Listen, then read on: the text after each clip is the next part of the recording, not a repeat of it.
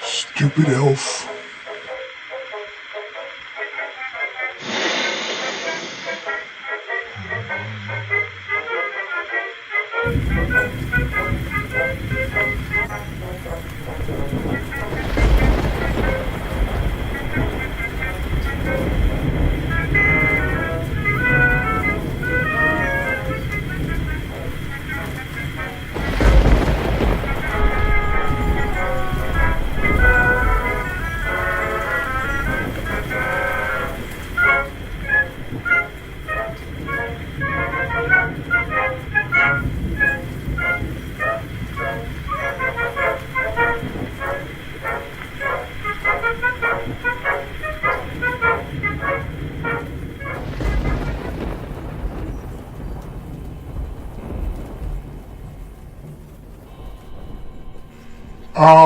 Mora.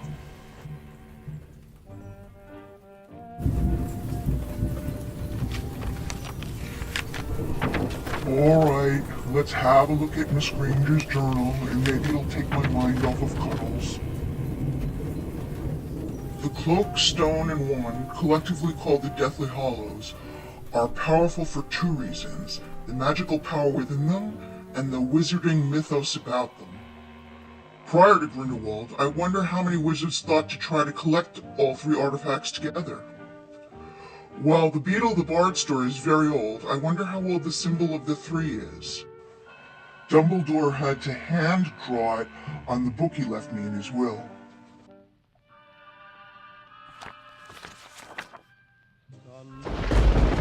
Legend says that wizards who own all three become the Master of Death. Quite the title. Certainly that distinction would distinguish the owner among wizards. If ever there was royalty among wizards, the Master of Death would be a rather supreme title. When I stumbled upon the idea of wizarding royalty, a thought suddenly occurred to me.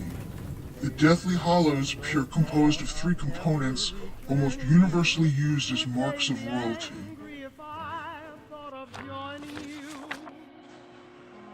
The wand can be thought of as a scepter, an ancient symbol of power going back all the way to the pharaohs of Egypt.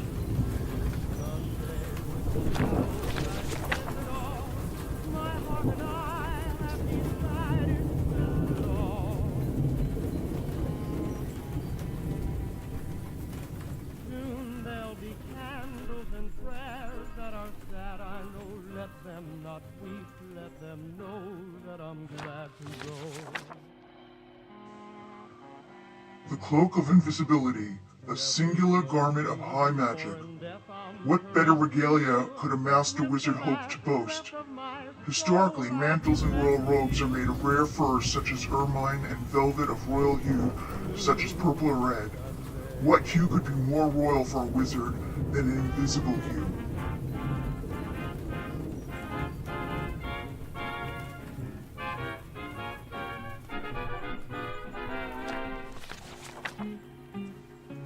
Finally, we have a valuable stone set in a ring.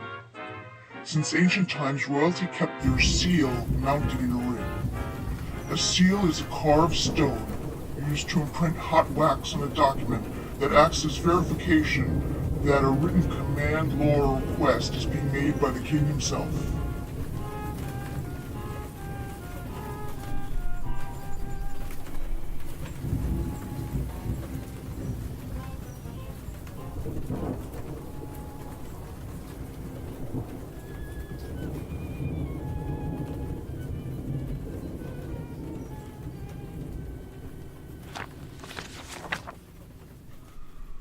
Grindelwald envisioned himself as the one to rule over a new age where wizards emerged from the dark to lord over both wizards and the non-magical.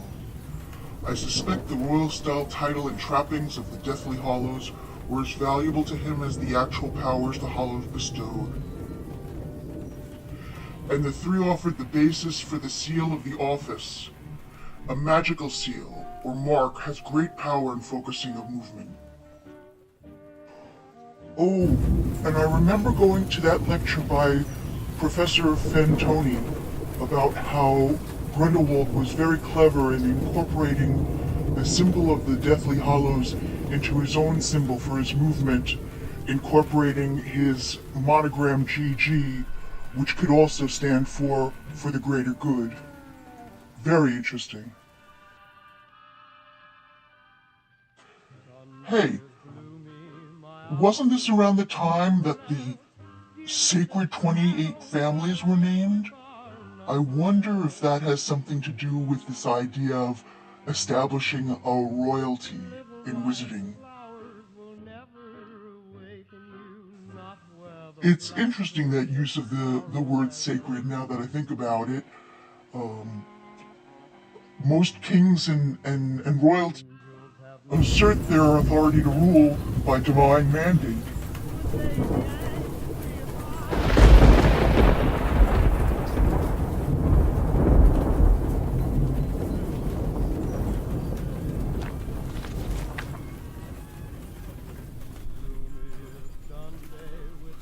It seems to me that Grindelwald valued the Deathly Hallows more as a symbol to focus his imagination of his followers than the actual magical power they bestowed. I say this because while he sought them out, it seems a much greater amount of his time and energy was focused on gaining control over an obscurial.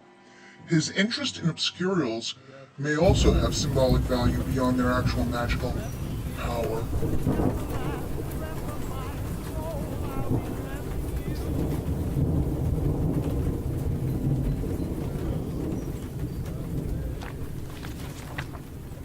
As a symbol, an obscurial can be seen as the ultimate fate of wizards who choose to remain cloaked in secrecy. An obscurial is a young wizard who suppresses their power, and they end up losing control of that power, which ultimately destroys them.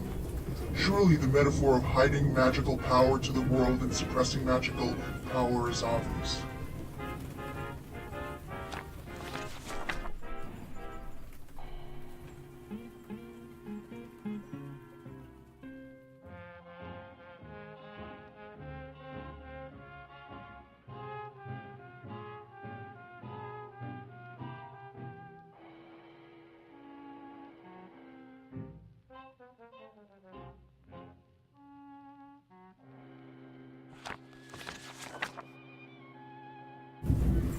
So if Grindelwald envisioned the Deathly Hallows as perfect symbols for his leadership in a movement to rule, how did Voldemort see the Deathly Hallows? And ultimately, how did Dumbledore see the Deathly Hallows?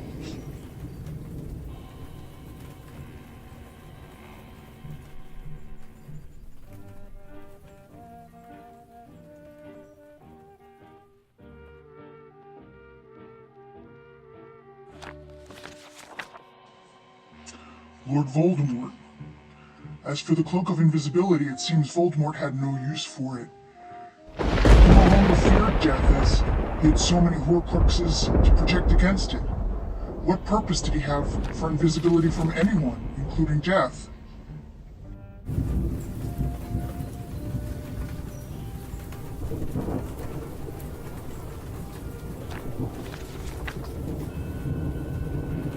It seems Voldemort's desire for the Elderwand was strictly utilitarian.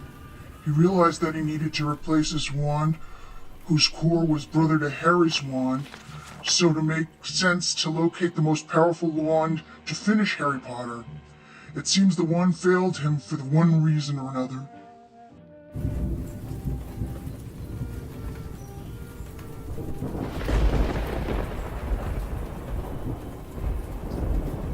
Finally, what did Voldemort make of the Resurrection Stone?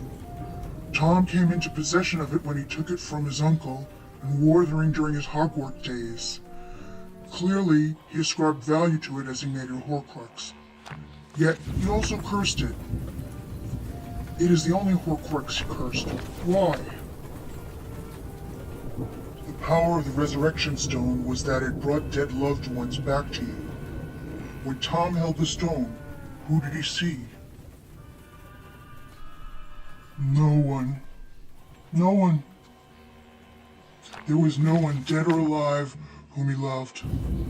For Tom, the stone wasn't magic. It was a cheat, a nothing. He cursed it so no one would enjoy its value if he couldn't. Ultimately, I believe Voldemort thought little of the Deathly Hallows. They were all a cheat. Finally, what did Dumbledore think of the Hallows?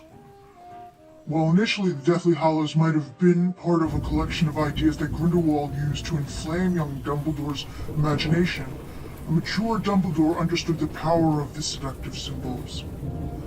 Dumbledore's biggest concern was that possession of the Elder Wand would seduce him, as he believed his great weakness was the desire for power.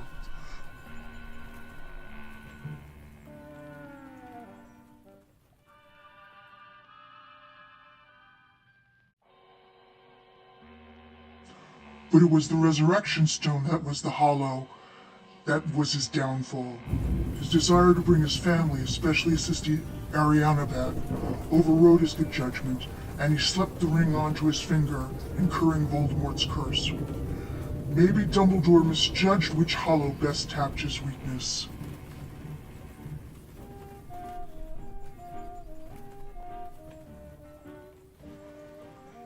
In the end, Dumbledore said he thought that they were powerful magic, likely made by the Peverell brothers, a family of talented magicians. He didn't appear to give much credence to the myth around the role death had played in their manufacture.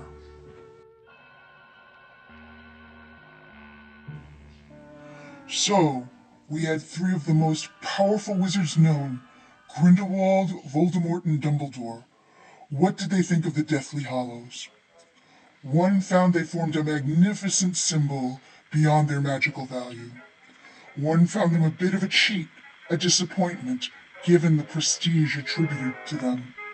And one found them just a set of impressive magical objects. Well, I guess that's the end of this week's entries. Reporters.